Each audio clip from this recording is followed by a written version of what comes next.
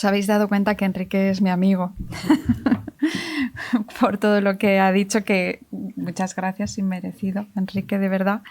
No me tenéis que agradecer que esté aquí, al contrario, soy yo la que tiene que agradecer que me hayáis invitado. Es la segunda vez que me siento en esta mesa y siempre es un placer para mí venir a la universidad, a cualquier universidad, pero sobre todo a las universidades que hacen un esfuerzo para la formación y para estar bien integradas en el entorno donde desempeñan su actividad, como sois vosotros y como es esta universidad. Así que es justo lo contrario, es agradeceros a vosotros que os hayáis acordado de mí y que me hayáis invitado para estar aquí. Y también pido disculpas a los estudiantes que habéis tenido que leer los libros que ha mencionado Enrique, y también quiero decir que es un placer veros a los compañeros y compañeras de nuestras disciplinas, ¿no? De nuestro conjunto de disciplinas de las ciencias sociales. Pues Enrique me pedía que hablase de algún tema vinculado a las políticas públicas, algún tema en el que estuviera trabajando, etcétera. Y este es un tema que no es que ahora esté trabajando en profundidad, porque ahora mismo no tengo tiempo de trabajar desde un punto de vista académico, ¿no? Salvo en algunos fines de semana o cuando ya siento que estoy perdiendo el rumbo de tanta gestión y de tan poca reflexión intelectual, ¿no? Y de no hacer lo que yo predicaba en mis clases, que es que cuando tomas decisiones hay que reflexionarlas. Resulta que ahora me veo tomando decisiones y no tengo mucho tiempo de reflexión, ¿no? Pero sí que estoy trabajando en contribuir a poner en marcha un ecosistema de asesoramiento científico en nuestro país, desde el Consejo Superior de Investigaciones Científicas y con distintas instituciones del país. Y entonces he mezclado un poco la reflexión más académica con la práctica de lo que estoy viendo, ¿no? Y de lo que estamos viendo desde la pandemia en este ámbito. Y he pensado que podría seros interesante porque además es un ámbito nuevo o relativamente nuevo que parece que está creciendo y no sé si se terminará o no de consolidar, pero desde luego también para los estudiantes me parece interesante porque es una salida profesional más. Y por lo tanto creo que es importante que conozcáis un poco qué es lo que se está jugando en este ámbito del asesoramiento científico, ¿no? He preparado un PowerPoint no tanto para seguirlo como para dejároslo, para que luego lo podáis ver con un poco más de detalle. Y ahora tengo que saber cómo pasarlo. Bueno, mi reflexión un poco más profunda sobre el tema del asesoramiento científico, sobre las decisiones basadas en la evidencia, empieza en la pandemia. Obviamente yo me he dedicado a políticas públicas toda mi vida y es el campo que más me apasiona, y en particular a las políticas sociales y sanitarias, ¿no? Y me he dedicado como académica, pero también como gestora, porque yo era directora de gabinete de la ministra de Sanidad y entonces vi cómo se toman las decisiones. Y además a mí lo que me ha gustado siempre es mi tema fundamental de estudio son las políticas sociales, etcétera, pero la parte que yo estudio de las políticas públicas es cómo se toman las decisiones.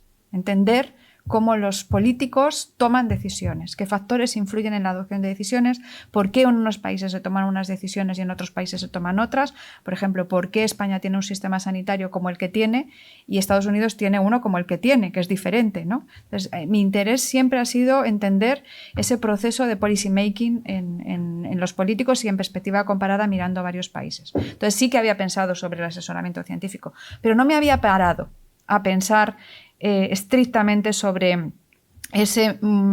qué espacio tiene la ciencia o la evidencia científica en la decisión que toma un político. Yo me preguntaba, ¿un político cuando tiene que regular sobre lo que sea o diseñar una política pública sobre lo que sea, se lee papers o no se lee papers, ¿no? O hace que alguien se lea los papers por él y entonces toma en cuenta toma la ciencia en consideración. Y entonces me he centrado un poco en esto. Y lo que más me hizo pensar en este tema fue justamente ese manifiesto que tenéis ahí. Este es un manifiesto que firman 55 sociedades científicas del ámbito de la biomedicina que representaban a 170.000 profesionales sanitarios en la pandemia. Y entonces me pareció el título totalmente desafortunado, ¿no? En salud ustedes mandan pero no saben. Era un mensaje que además he averiguado quién hizo ese título. ¿no? Quien diseñó este título. Era un mensaje para los políticos. A ver, apártense ustedes que han sido elegidos democráticamente por los ciudadanos, apártense que aquí venimos nosotros con un enfoque tecnocrático para tomar las decisiones. Y fruto de este manifiesto hubo como 6 o 7 artículos en prensa, algunos de ellos en El País, de políticos, ¿no? Y los políticos decían, bueno, vivimos en una democracia, los políticos somos elegidos en las urnas, somos nosotros los que tenemos que tomar las decisiones informados por la evidencia. Y de hecho, durante la pandemia, acordaros que en casi todos los países del mundo los políticos sentaron a un científico en la mesa, ¿no? Pon un experto en tu mesa, como pon un pobre en tu mesa, pues pon un científico en tu mesa casi, ¿no? Algo así. ¿Os acordáis de Fernando Simón en España? Pero había el equivalente en cualquier país. Y luego los políticos les hacían más o menos caso, a veces ningún caso y otras veces algo de caso, ¿no? Pero en cualquier caso estaban ahí, ahí se visibilizó mucho el papel de los expertos, que no siempre son científicos, luego hablaremos de eso, pero de los científicos también, ¿no? Entonces después de este manifiesto, salieron muchas personas a escribir, pues tertulianos y algunos científicos y algunos políticos, académicos, sobre, pero bueno, ¿esto qué es? Los políticos tienen que poder tomar las decisiones que consideren porque son elegidos democráticamente. Y yo hasta ese momento más o menos había pensado eso, ¿no? Sin haberme parado, como se decía mucho, a pensar en este tema, había pensado eso. Efectivamente, los políticos son los que tienen que tomar las decisiones. Pero dije, voy a ir un poco más allá de este asunto. Y los que estudiamos políticas públicas y estudiamos sobre todo el policy making, nos damos cuenta que por múltiples razones los políticos tienen muy difícil, por no decir imposible, integrar la evidencia científica en su proceso de adopción de decisiones. A veces tienen que tomar decisiones extraordinariamente rápidas, a veces les gustaría tomar una decisión con evidencia científica, pero implicaría que el coste de la política pública se multiplica por muchos. A veces tienen dinero y tienen evidencia, pero su programa electoral previo con el que accedieron al cargo y los retos electorales que también tienen, porque los políticos quieren permanecer en el poder, ¿no? En su cabeza está la idea de que solo gobernando puedes poner en marcha las políticas que tú crees que son buenas para la sociedad. O sea que primero lo que tienes que hacer es gobernar y mantenerte en el cargo, ¿no? Y hay factores como, por ejemplo, la capacidad administrativa. A ti te gustaría hacer la mejor política del mundo mundial, pero resulta que no puedes porque no tienes capacidad administrativa, no tienes funcionarios suficientes, no tienes personal suficiente, no tienes equipamiento suficiente, no tienes lo que sea.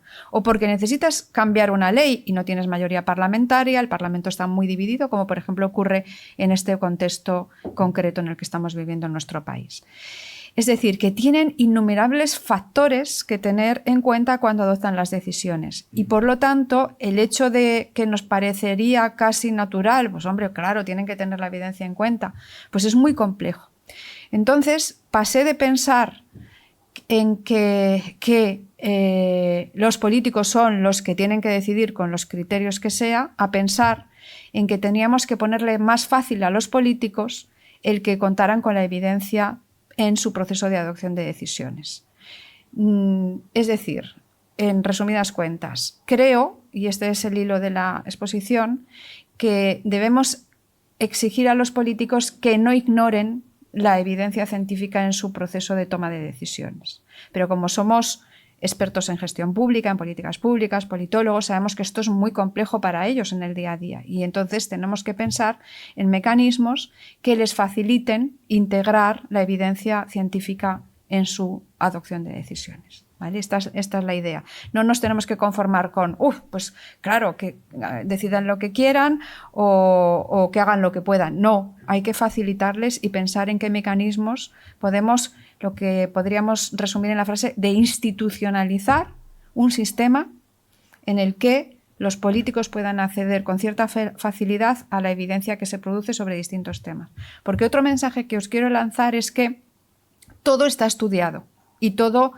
las políticas que normalmente queremos poner en marcha, alguien las ha puesto en marcha antes. en cualquier lugar del mundo. Por ejemplo, una política reciente y bastante novedosa en España es el ingreso mínimo vital, que se puso en marcha, yo participé en su diseño, ¿no? Que se puso en marcha en el año 2020.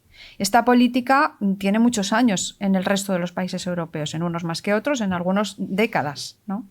Entonces, cuando tú pones en marcha el ingreso mínimo vital, como mínimo debes informarte de cuáles son los puntos negros, los hitos más relevantes de lo que ha ocurrido en otros países. Pues sabemos que, por ejemplo, el non-take-up, que es cuando las personas son pobres y a pesar de serlo y de necesitar una prestación no la solicitan, pues es un fenómeno muy estudiado y sabemos cuáles son las causas del non-take-up, ¿no?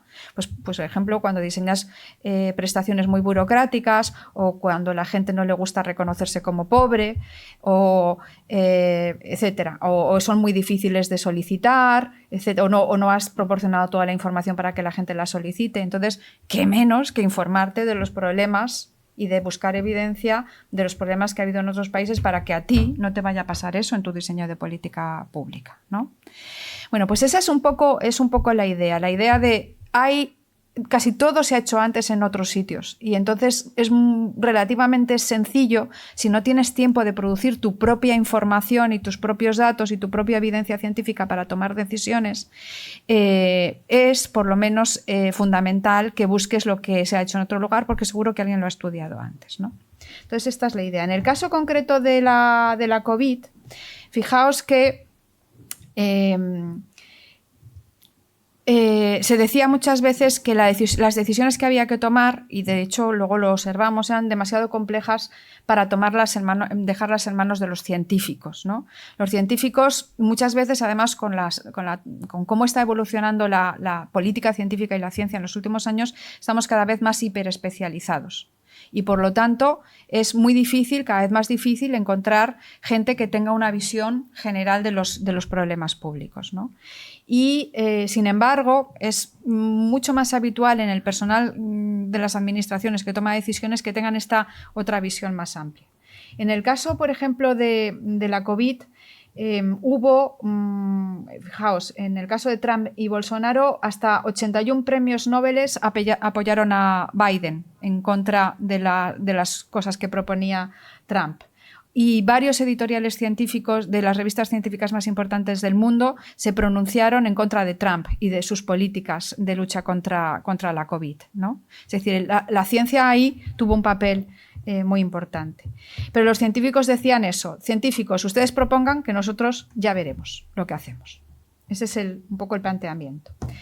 ¿Qué sabemos en realidad en ciencia política y en las disciplinas de ciencias sociales sobre la relación entre la ciencia y la política? Bueno, pues lo primero que sabemos es que las políticas públicas son el principal mecanismo a través del cual se reparte el poder en la sociedad, ¿no? En España gastamos ahora mismo unos 700.000 millones de euros. El Estado gasta 700.000 millones de euros. Estamos casi cerca ya de los 700.000 millones de euros, ¿no?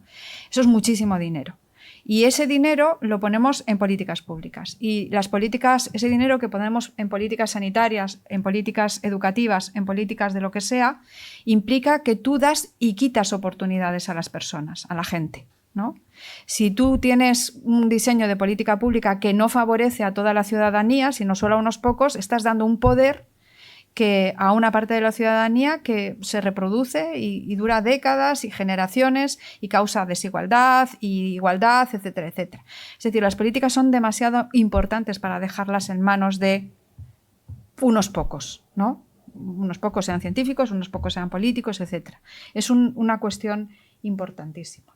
Y hay muchos intereses en juego. Si tú diseñas políticas públicas sin tener de tu mano la evidencia y sin conocer la evidencia, es un perfecto caldo de cultivo para escuchar las locuras que a veces escuchamos, por ejemplo, en el Parlamento Nacional en los últimos tiempos, ¿no? Sobre el cambio climático, sobre, no sé, miles de temas que escuchéis todos los días. También se ha estudiado mucho que hay un fenómeno que se llama, llamamos en ciencia política el blame shifting, ¿no? Es cuando un político tiene que tomar una decisión difícil y entonces pone un científico en su mesa, como os decía antes, y lo hace a veces no porque piense que tiene que seguir la evidencia que le propone el científico, sino porque trata de evitar que la culpa se le quede pegada. Es lo que llamamos el efecto teflón, ¿no? Como en las sartenes de teflón de antes, ¿no? Que se quedaba, que las comprábamos para que no se nos pegaran las cosas, ¿no? Pues entonces eso está muy estudiado. A veces dices, no, es que me lo dijo un científico, no, es que yo he hecho un confinamiento y no lo debería haber hecho. Pues me lo dijo un científico. O en Suecia, que ya sabéis que hubo una política muy diferente, no hubo confinamiento, ¿no? Pues también era, no, es que es que me lo dijo un científico, no es que yo supiera lo que tenía que hacer, es que los científicos me decían esto, ¿no? Y a veces también se ha estudiado el caso de que tienes un científico al que seguro que no vas a hacer caso, pero queda bien tener este científico sentado en tu mesa, ¿no? Por ejemplo, hay varios análisis de cómo, de algunos que os ponía ahí, de cuando un alcalde, por ejemplo, tiene que elegir entre el consejo de los científicos con una empresa contaminante y perder miles de empleos en su zona. Pues, ¿qué tienes en consideración? ¿Perder los miles de empleos en tu zona o las recomendaciones de los científicos? ¿Y qué hacemos para casar esas dos necesidades que tiene tu población, por ejemplo, ¿no? O en países donde la financiación de los partidos políticos depende de mucho de las empresas, pues hay cientos de casos, y a veces hay películas sobre estos casos, en los que se cede a los intereses de las corporaciones, a los intereses privados en contra de los intereses de la ciencia. O a veces por el simple hecho de son decisiones difíciles y entonces de repente tienes que evitar una crítica en la prensa, ¿no? Porque una evaluación de una política pública que tú mismo pusiste en marcha ha sido negativa. Y entonces no quiero evaluarla, no evalúo, a veces se dice no evalúes si no quieres, yo que he hecho varias evaluaciones de política pública en AIREF o en AEVAL, no evalúes si no quieres luego tener no evalúes si no quieres tener algo negativo, porque las evaluaciones siempre pueden encontrar cosas positivas, obviamente, pero desde luego también algunas otras cosas negativas, ¿no? Entonces, veis que es una relación muy compleja en este sentido. Y más compleja es sobre todo si hablamos de las ciencias sociales. Porque las ciencias sociales son ciencias vinculadas a valores de una manera mucho más clara que el resto de las ciencias. Cuando hablamos de ciencias, mucha gente piensa en qué bonito se encontró un nuevo planeta enano en una parte del universo, o hemos descubierto una nueva especie de anfibios, ¿no? O la cura del cáncer. Todas estas son noticias positivas, pero por ejemplo las ciencias sociales son mucho más complejas. Tienen que ver en este ámbito, no en general, sino en este ámbito de los valores, ¿no? Con pronunciarte sobre los efectos de la democracia o de los sistemas electorales o de evaluación de la gestión de la COVID, por ejemplo, por parte de los gobiernos, ¿no? Y van al eje de la gestión que realizan los gobiernos muchas veces. Y por lo tanto es mucho más complejo y mucho más difícil de integrar. Entonces, ¿cuál es el papel del científico? Pues hay muchos libros sobre esto y no todos son recientes. Esta discusión es clásica, es una discusión muy clásica. Uno de los que más me gusta, por ejemplo, es este que se llama Decir la verdad al poder, ¿no? Speaking Truth to Power. Pero hay muchos más que os voy a ir enseñando. Otro tema fundamental y que también tenemos que reconocer es que la ciencia tiene sus propios límites y son muy importantes los límites que tiene, ¿no? Porque a veces identificamos político malo, científico bueno. Bueno, pues tan así no es, ¿no? Tenemos políticos muy buenos y científicos muy malos en todos los sentidos, ¿no? En todos los sentidos. Por ejemplo, hablamos muchas veces del conflicto de interés de los científicos. Los científicos no dejamos de ser seres humanos, con nuestras ideologías, nuestros intereses, ganas de ganar dinero, etcétera, otras cosas, y por lo tanto podemos tener conflicto de interés. No puedes estar asesorando sobre qué vacunas deben incluirse en el Sistema Nacional de Salud al mismo tiempo que trabajas en una compañía de vacunas, ¿no? Eso parece evidente. Pero hay otros muchos casos. Es decir, el científico no es siempre cuerpo santo, tiene también sus conflictos de interés. Yo recuerdo, por ejemplo, la visita de una compañía tabaquera al Ministerio de Sanidad y trabajaba en ella un científico, ¿no? Y muchos científicos trabajan en ella. Estás trabajando en una compañía que está buscando productos y haciendo dinero con productos que hay una cantidad de evidencia empírica aplastante sobre que son muy malos, no malos, sino muy malos para la salud, ¿no? Entonces los científicos a veces también trabajan en ámbitos que no podemos decir que sea un cuerpo santo, ¿no? Luego, como os decía, ¿no? La ciencia está impregnada de valores. Luego, la ciencia no siempre está cuando se le espera. Y aquí os cuento una anécdota que se produjo en la gestión que hizo el CSIC. Nosotros éramos los asesores científicos del Gobierno de España. El CSIC, como decía antes Enrique, es el principal organismo de ciencia de España en términos de su tamaño. Somos 17.000 personas ya. Estamos en todo el territorio nacional. Aquí en Galicia hay varios centros del CSIC. Hay aquí una compañera que trabaja en el oceanográfico, que forma parte del Instituto Español de Oceanografía, que forma parte del CSIC, y trabajamos en todas las áreas del conocimiento humano, ¿no?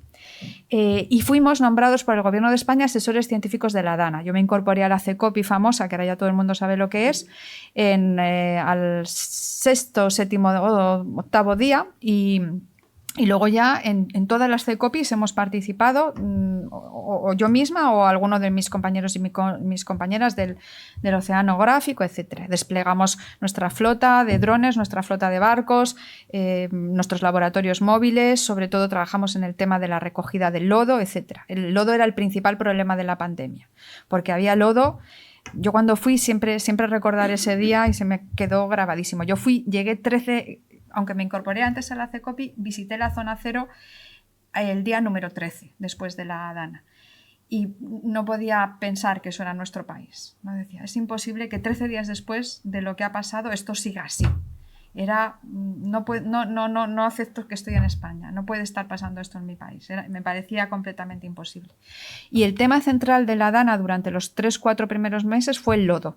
Retirar la gigantesca cantidad de lodo que estaba mezclada con todo tipo de cosas, con todo tipo de cosas, con sofás, con ropa de las personas, con comida, con frigoríficos, con lavadoras, con productos químicos de las empresas, etcétera, todo tipo de cosas.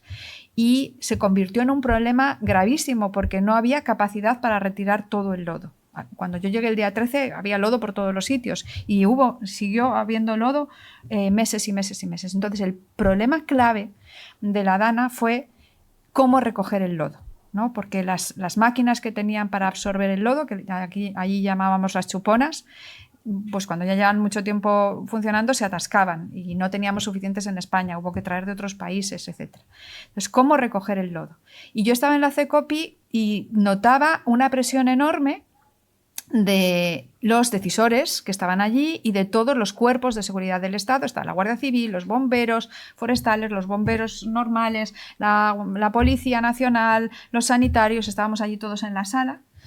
Y ya, pero es que necesitamos una forma, que inventéis una forma de cómo retirar el lodo. La ciencia no está siempre. Entonces, yo en una o dos de las CECOPIs intervine para explicar, mira, cuando tuvimos la pandemia, todos queríamos la vacuna.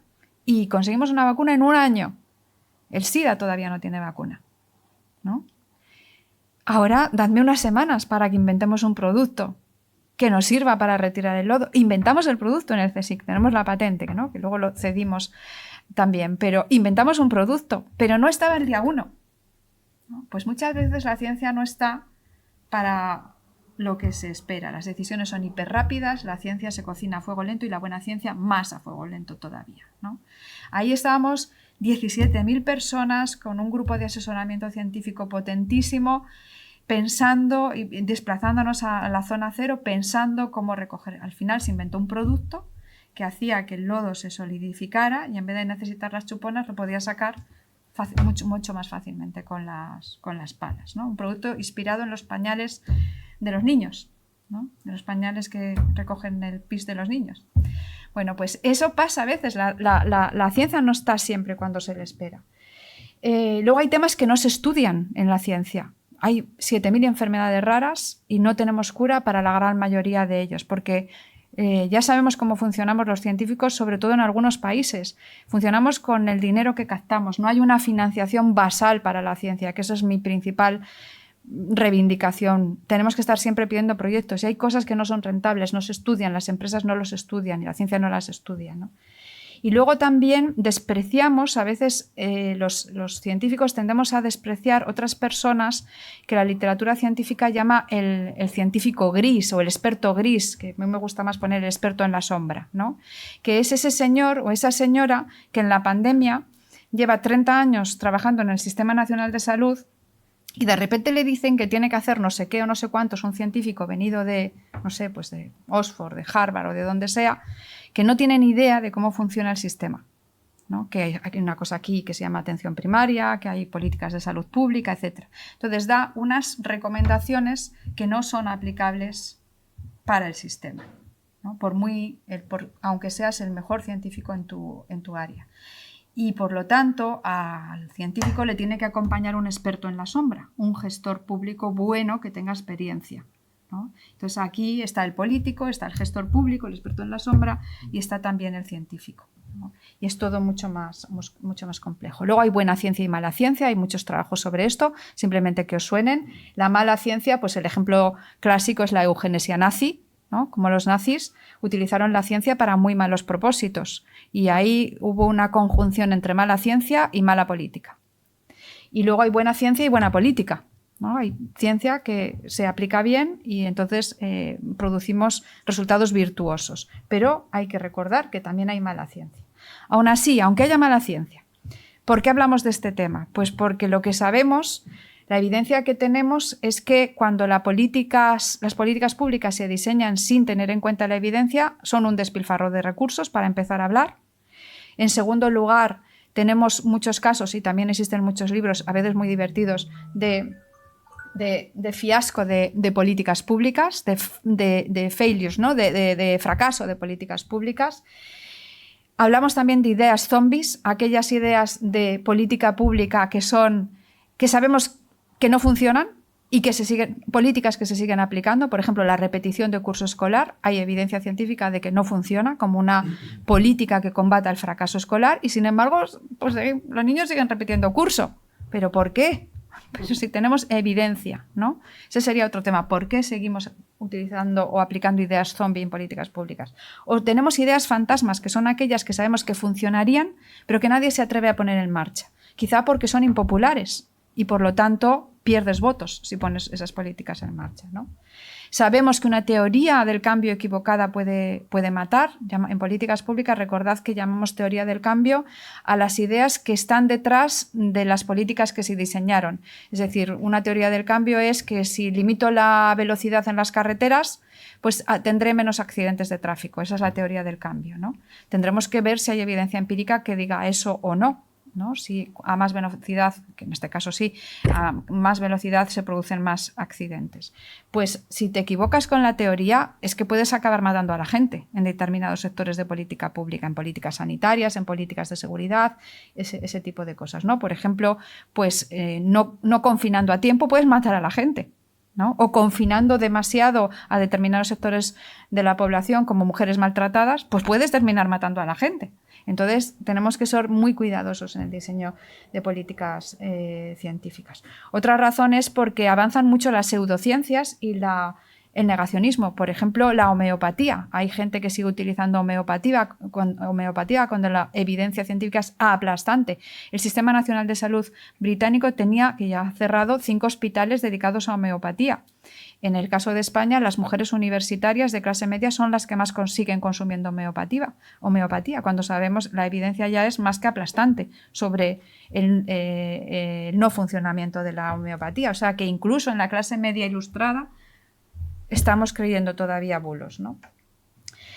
Hay mucha literatura también y yo aquí creo que es demasiada en cómo cerrar la brecha entre políticos y científicos, ¿no? Y sobre todo aquí el clásico es Kaplan, que dice muchos científicos quieren ser útiles a la sociedad y en el caso de la pandemia se vio así. Había muchos científicos que querían hacer lo que fuera, querían sentirse útiles, ¿no? Querían contribuir a que acabáramos con la pandemia y trabajaron por encima de sus posibilidades algunos, ¿no? Sin dormir, etcétera, en los laboratorios, también los científicos sociales. Y hay algunos políticos que sí que quieren incorporar la evidencia científica a sus decisiones, pero no saben bien cómo. Y esto yo os lo digo en primera persona. Yo he trabajado mucho con los políticos y tienen muchas dudas de cómo hacer esto. Y si llamo a este y resulta que es un charlatán y no es el científico que esperaba, y entre todos estos, ¿quién es el adecuado? Y este me hará una jugarreta científica y una cosa que se oye mucho en la administración pública es que llamas a un científico y en cuanto no le haces caso, te da con la puerta a las narices, monta un escándalo y encima tienes un problema político, ¿no? Entonces, ¿para qué le voy a llamar? Eso lo dicen todos los políticos con los que he trabajado, ¿no? Porque a veces es verdad que nosotros, los científicos, aceptamos poco que no hagan lo que decimos, lo que dice la evidencia, y no nos ponemos en el lugar del político, que tiene que tener un montón de otros criterios en la cabeza para adoptar las decisiones. Bueno.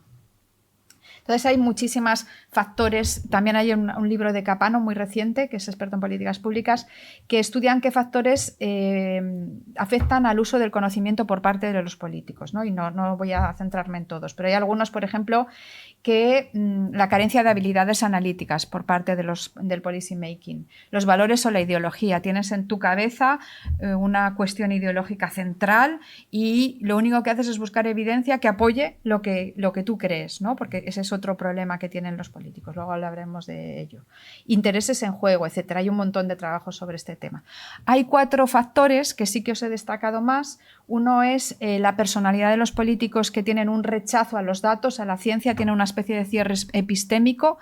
Los datos, no los entiendo. Hay algunos que no entienden, a veces te dicen no entiendo las tablas, o no entiendo los datos, o no entiendo cómo interpretarlos, etcétera. Ese cierre epistémico, que yo creo que va desapareciendo, ¿no? En la medida en que las tecnologías se sitúan más en el centro, pero existe todavía. La búsqueda, esto es lo que os decía antes, este efecto de búsqueda voy a buscar datos que apoyen lo que quiero e ignoro los datos que contradigan lo que quiero. Y a veces es verdad que es muy difícil para los políticos porque tienes evidencia científica contradictoria. Unos utilizan una metodología, otros utilizan otra metodología, lo miden en un tiempo, otros lo miden en otro tiempo, y a veces es difícil para ellos encontrar evidencia sólida, y nosotros sabemos dónde debemos buscar, los científicos, ¿no? Pues en las revistas más valoradas, en las revistas más exigentes, etcétera, pero los políticos no tienen ni idea de si esta revista es la más valorada o la más exigente. Luego se ha descrito lo que se llama el zoo de la ciencia y las políticas, y fenómenos como el cisne negro, los pájaros volando y el ganso dorado, que son también efectos que se producen. El cisne negro es cuando los científicos dicen que esto se puede producir, por ejemplo, una bonita pandemia mundial, y es tan improbable que como político dices, esto seguro que a mí no me pasa, ¿no? ¿Por qué voy a tener yo la mala suerte de que pase una pandemia en mi legislatura, ¿no? O un apagón o una invasión alienígena, que ya sabéis que es posible y que no se producirá con hombrecitos verdes, pero sí se puede producir con virus, porque la vida que hay en el universo es microscópica. Entonces, ¿para qué voy a ponerme yo a hacer esto? O los pájaros volando, ¿no? Que también tiene que ver no con improbable, sino con lejano. Algo que sabes que va a pasar, seguro que va a pasar, pero a ver, por ejemplo, pues el envejecimiento de la población y la incapacidad de pagar las pensiones y tal, o cosas así, pues esto que lo gestione el que llegue dentro de 30 años, no lo voy a gestionar yo, que ya bastantes problemas tengo, y además esto sería impopular si ahora yo tomo esta u otra medida, ¿no? O luego el ganso dorado, que tiene que ver con fenómenos pues muy difíciles de reconocer. Y luego otra cosa que les preocupa a los políticos es eso que os decía antes, el exceso de oferta. A veces no sabes dónde buscar, ¿no? Como os decía antes, encontrar una fórmula de coexistencia entre ciencia y política es muy difícil y es un tema muy clásico. Max Weber, que todos conocéis perfectamente bien, mira, me podía haber puesto mi camiseta de Max Weber, que a veces me la pongo, ya hablaba de esto, ¿no? De burocracia, en general, no os voy a... Porque fijaos, os he traído algunos libros clásicos, por ejemplo el de Isaiah Berlin, de 2 conceptos de libertad, o Habermas o Weber, pero hay al menos todas esas perspectivas de que no os voy a explicar todas, cómo deben relacionarse la ciencia y la política. Hay algunos que dicen, el debate más o menos es, los políticos no se tienen que mezclar, los científicos no se tienen que mezclar con la política, ¿no? Los científicos tienen que estar a producir evidencia, hechos, y llevar la evidencia al político y el político que haga lo que quiera con ella, ¿no? La ciencia tiene que ser neutral, libre de valores y no mezclarse en esto. Pero esto pues no es real, porque para empezar todos elegimos nuestro tema de investigación por nuestros propios intereses, o por lo menos en ciencias sociales lo hacemos así. ¿Por qué hago yo políticas del bienestar? Pues porque uno de los temas que más me preocupan como persona de este mundo es la desigualdad y la pobreza. Y entonces me he puesto a estudiar un tema que tiene que ver con mis valores y que, por lo tanto, yo intento ser objetiva y utilizar el método científico, pero a veces tengo que hacer un esfuerzo cuando encuentro evidencia que contradice mis creencias más básicas, por ejemplo, ¿no? Pero, en todo caso, esta idea de dividir el trabajo entre los que producen evidencia y los que toman las decisiones, y hay algunos que dicen que no, que los recursos son tan escasos que para tomar las decisiones debemos que tener en cuenta todos los recursos que haya, incluido la ciencia, y que por lo tanto los científicos y los políticos deben trabajar conjuntamente en el ámbito de la adopción de decisiones. En la pandemia estaba claro, esto no lo dudaba nadie, en la pandemia no lo dudaba nadie, que había que poner toda la carne en el asador, ¿no? Y los científicos así comprenderán mejor las necesidades de los políticos. Ya sabéis que en la oficina C del Parlamento hay un programa de emparejamiento entre un científico y un político, ¿no? Entonces hay un científico que se va con el líder de Vox o con un diputado de Vox, otro con el del PNV, otro con el del Bloque, otro con el que sea, ¿no? Y hay algunos que, y en todo eso hay distintas propuestas y la idea, digamos, entre la separación total y la fusión total, se habla de que debe haber un proceso deliberativo en el que los científicos expliquen las cosas y los políticos también expliquen sus necesidades, ¿no? Pero hay toda una literatura que, si a alguien interesa hacer una tesis doctoral sobre este tema, es un tema apasionante, la verdad. Y aplicado esto que os acabo de decir a una política pública concreta, que es la de cambio climático, lo que tiene que ver con el cambio climático, pues podría poner el ejemplo de la perspectiva de, para responder al cambio climático hay muchas perspectivas. Están los súper optimistas que dicen que la ciencia nos salvará, y ya os digo yo que no, que la ciencia no nos salvará, por lo menos la ciencia que producimos ahora. Es decir, no, hay que, bueno, yo tomo decisiones de las que sean y los científicos están ahí porque los científicos nos salvarán. Y la ciencia no nos va a salvar a corto plazo porque no está donde se le espera. Por ejemplo, en el caso de las energías renovables ya sabemos que no vamos a lograr las tasas de producción que están establecidas en los Objetivos de Desarrollo Sostenible porque la tecnología no ha avanzado tan rápido como pensábamos que iba a avanzar, ¿no? Y luego están aquellos que buscan otras propuestas en las que haya más equilibrio y más debate entre la ciencia y la política. Bueno, aquí os traigo algunos ejemplos que me voy a saltar. Luego lo veis en el PowerPoint. ¿Qué podemos hacer con esto de la ciencia y la política? Pues hay cientos, miles, decenas de miles de webs que dan consejillos, ¿no? Consejos de, los científicos tienen que hablar, que este es un grave problema, tienen que hablar en un lenguaje comprensible, ¿no? El otro día el presidente del gobierno le decía a la ministra, habla en castellano, ¿no? Yo eso se lo digo a mis científicos muchas veces, porque cuando voy a los institutos de ciencias naturales me empiezan a explicar un experimento utilizando términos técnicos y yo le digo, a ver, yo soy politóloga, imagínate que yo te quiero contar a ti qué estoy haciendo yo y te digo, mira, yo estoy estudiando cómo la ley DONT tal, y me dice, no te entendería, y le digo, pues lo mismo me está pasando a mí, ¿no? Entonces, a veces una de las recomendaciones es hablemos en un lenguaje en cristiano que todos nos comprendamos, ¿no? Pues, sí, la ciencia en abierto, sí, ya tenemos todos ciencia en abierto, publicaciones en abierto, nosotros ya tenemos casi el 96% de lo que publicamos en el CSIC está en abierto, a disposición de cualquiera, proyectos de investigación pegados a los programas públicos, etc. Todo eso está muy bien y yo soy partidaria, pero hay que ir un poco más allá y mi propuesta es que hay que institucionalizar, es decir, hay que establecer reglas e instituciones para que esto sea posible, es decir, antes de tomar una decisión tiene que haber un informe científico sobre no sé qué. ¿Qué evidencia vale y qué evidencia no vale? Pues la evidencia válida hay que saber y que la gente entienda qué tipo de evidencia es accesible y qué tipo de evidencia debe tomarse en cuenta para tomar las decisiones, etc. Ha habido miles de iniciativas en los países alrededor de la pandemia, ¿no? Luego le echáis un vistazo si queréis. Hay una que me interesa mucho, que es esta, What Works Network, que es una red británica y que también se ha copiado en Estados Unidos, que se especializa en temas en evidencia concreta. Por ejemplo, hay centros especializados en fracaso escolar y lo que hacen es producir evidencia sobre el fracaso escolar y difundirla en todo el país. Hablar con todos los políticos responsables de los temas educativos en todo el país. Y ese es su cometido. Yo me especializo en prisiones, yo me especializo en Seguridad. Yo me especializo en fracaso escolar, de forma que tú produces evidencia directamente para las políticas. No me hagas a los niños repetir de curso que esto no vale. Lo que vale es esto, esto, esto y esto y esto. ¿Vale? Esta es una iniciativa interesante. Otra iniciativa interesante, esta que es, a mí me parece apasionante y que yo ya he hecho 2 veces un ejercicio en este sentido. Y para el máster seguro que es interesante también.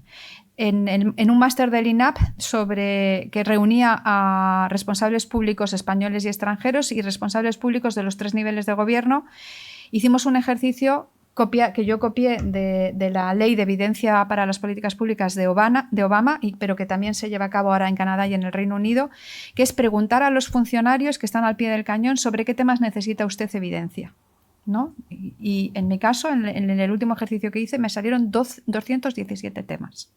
217 temas sobre los que necesitaban evidencia científica, sobre política agraria común, sobre políticas de despoblación, sobre el semáforo nutricional, el Nutri-Score famoso, si funciona, si no funciona, si sirve, si no sirve, cuántos otros hay, etcétera, etcétera, ¿no? Sobre empleo, sobre políticas de empleo, etcétera. Hay un ámbito muy, muy amplio para aportar evidencia. ¿Qué ejemplos hay de institucionalización? ¿Qué se está construyendo en España? Pues en España se está empezando a construir un sistema muy potente de asesoramiento científico que empezó sobre todo con la Oficina C. La Oficina C es la Oficina de Ciencia del Parlamento, podéis verlo en la página web y está trabajando mucho. Empezó haciendo informes de asesoramiento científico. Los científicos ofrecían una serie de temas, los parlamentarios decidían sobre qué temas. Entonces tiene numerosos ya, ¿no? Uno sobre el cáncer, otro sobre el envejecimiento, sobre inteligencia artificial, etcétera, etcétera, sobre diferentes cosas, que ellos leen para tomar sus propias decisiones. Está también el programa de emparejamiento científico y está residenciada en la FECIT, en la Fundación Española para la Ciencia y la Tecnología, que tiene un equipo de personas que ahora mismo están haciendo un curso de políticas públicas porque empezaron haciendo asesoramiento científico desde distintas ramas del conocimiento sin darse cuenta de que las políticas públicas eran un objeto de estudio también científico y que había expertos en políticas públicas, ¿no? Entonces están trabajando en sus habilidades para entender cómo funcionan las políticas públicas, qué son las políticas públicas, etcétera, etcétera. Pero ahí hay un ámbito, por ejemplo, muy interesante de desarrollo profesional. Se ha puesto en marcha el año pasado, que se presentó la oficina en el CSIC, en nuestra sede, en nuestros cuarteles generales en Madrid, la ONAC, la Oficina de Asesoramiento Científico, que está compuesta por unas 25 personas y que está residenciada en Moncloa y tiene otra pata en el CSIC. La pata de Moncloa son unas 25 personas, la pata del CSIC creo que somos 10 en este momento. ¿Qué hace la Oficina de Asesoramiento Científico? Pues los que están en Moncloa, no están exactamente en Moncloa porque hay un asesor científico en cada ministerio. Y hubo una convocatoria de empleo pública a la que se presentaron más de 1.000 personas, 1.500 personas, y se seleccionaron a 22 personas. Y estos son asesores científicos que están en cada ministerio. Entonces están ahí para recibir solicitudes de asesoramiento científico o ellos mismos proponer propuestas de asesoramiento científico para, pues, si estás diseñando una prestación de lucha contra la pobreza infantil o estás diseñando lo que sea, un programa sanitario sobre el impacto del cambio climático en la infancia, buscar evidencia científica sobre eso. Y luego en el CSIC tenemos un equipo que también hace esta tarea de ayudarles de técnico que hace esta tarea de buscar evidencia, ¿no? Y ya hemos hecho 10 o 12 informes sobre ese tema y se ha puesto en marcha hace unos meses nada más. Luego también la ciencia no solo se hace en las universidades, ¿no? Y en los centros de investigación como el CSIC, se hace en otros sitios. Por ejemplo, la IREF hace evaluación de políticas utilizando el método científico también, ¿no? Ya sabéis que la EVAL, que era una agencia de evaluación de políticas públicas, yo he sido de los pocos o el único ser humano que he trabajado en las 2 agencias de evaluación españolas, pues la EVAL está casi desaparecida, pero sin embargo AIREF tiene un papel cada vez más importante y creciente en la evaluación de políticas públicas, que ese también es una salida profesional muy interesante para vosotros y algunas comunidades autónomas están poniendo en marcha, no sé si Galicia lo tiene o no, oficinas de evaluación de políticas públicas. En el caso del CSIC hacemos unos 10.000 informes de asesoramiento científico al año, pero son informes a demanda y son muy concretos sobre muchas cosas y aparte estamos haciendo estos informes que tienen que ver con la oficina de asesoramiento científico. Y esto ya acabo, porque tengo muchas cosas que contaros, pero obviamente no me puedo detener en todas. Utilizamos 5 principios que nos parecen fundamentales. Uno es el de la competencia. Tenemos que elegir a expertos que sepan de las cosas, no solamente del área científica, sino también de políticas públicas y de gestión pública, ¿no? Cómo funcionan las organizaciones públicas. Pluralismo, no admitimos el pluralismo metodológico, no pensamos solamente solo vale lo quali o lo quanti o etcétera, sino que contemplamos el pluralismo metodológico. Independencia, tenemos que garantizar, por supuesto, que no haya conflicto de interés. Transparencia, publicación de los temas en los que trabajamos, identificación de la autoría, etcétera, cuando no nos requieren asesoramiento confidencial, que a veces también nos requieren asesoramiento confidencial, ¿no? Y objetividad, ¿no? Diversidad de investigadores y evidencia rigurosa. Y una última cosa, en el ciclo de las políticas públicas, el otro día hablaba yo con la ONAC, con los investigadores los científicos de la ONAC, que estaban recibiendo necesidades de asesoramiento. Yo les proponía que también ellos hicieran propuestas de asesoramiento, que variarían en función del tipo de la fase de la política pública. Por ejemplo, si estás en la primera fase de diseño, es fundamental que el político sepa cuál es la dimensión del problema público, a cuánta gente afecta, si este problema es más grave en España que en otros sitios o en esta comunidad autónoma más grave que en Andalucía, etcétera, ¿no? Que les ayude a dimensionar el problema. Un politólogo sabe muy bien, o una persona que tiene vuestro grado sabe muy bien que los problemas no son objetivos, que se construyen socialmente también, ¿no? Entonces, por qué otros grupos políticos tienen distintas visiones de un problema, en qué datos se están basando, etcétera. Esa es otra propuesta de asesoramiento que pueden hacer al político. Si estás en la fase de formulación, pues obviamente tu asesoramiento es cuántas soluciones existen para este problema y cuáles son más fáciles de aplicar, o tienes dinero para aplicar o no aplicar, ¿no? ¿Cuántos votos te vas a dejar en la gatera si aplicas una solución de política pública u otra, que eso también es muy importante. O qué instrumentos de política pública, por ejemplo, si la sanidad debe ser pública o privada, o la enseñanza debe ser pública o privada, pues no es una cuestión ideológica, hay un montón de evidencia empírica sobre eso. ¿Qué pasa cuando pones, por ejemplo, un copago en la sanidad, ¿no? Entonces, ese tipo de discusiones, a lo mejor al político, que es de otro ámbito, no se le ocurre, pero a ti, como experto en políticas públicas, se te debería ocurrir. O ayudarles a decidir o hacerles entender que la política que parece perfecta sobre el papel luego tiene muchos problemas en su fase de implementación, qué problemas le puedes decir al político, qué problemas le puedes anticipar al político que van a ocurrir en la fase de implementación, o por supuesto cómo asesorarles en la fase de evaluación. Esta es nuestra colección de Science for Policy en el CSIC, es de descarga gratuita, es libre, tenemos ya 17 números, el último que hemos publicado es sobre inteligencia artificial aplicada a la gestión pública, pero aquí lo que hacemos es no despistamos a nuestros científicos tienen que hacer ciencia, pero les pedimos que en el tema en el que estén trabajando piensen si pueden aportar algo a la sociedad y a los decisores. Entonces, si yo soy experto en incendios, soy del ICIFOR, que es un centro del CSIC que se dedica a incendios forestales, ¿qué le puedo decir al político que tiene que hacer con los incendios, ¿no? Entonces, pues hace este tipo de cosas. Está en descarga online gratuita, hay pues eso, muchos. Esto no os lo cuento, esto tampoco. Y esto sí, que es simplemente deciros que en el PowerPoint tenéis algunas lecturas de 5 minutos sobre este tema y otras de más minutos, incluso horas y días sobre este tema. Muchas gracias a todos.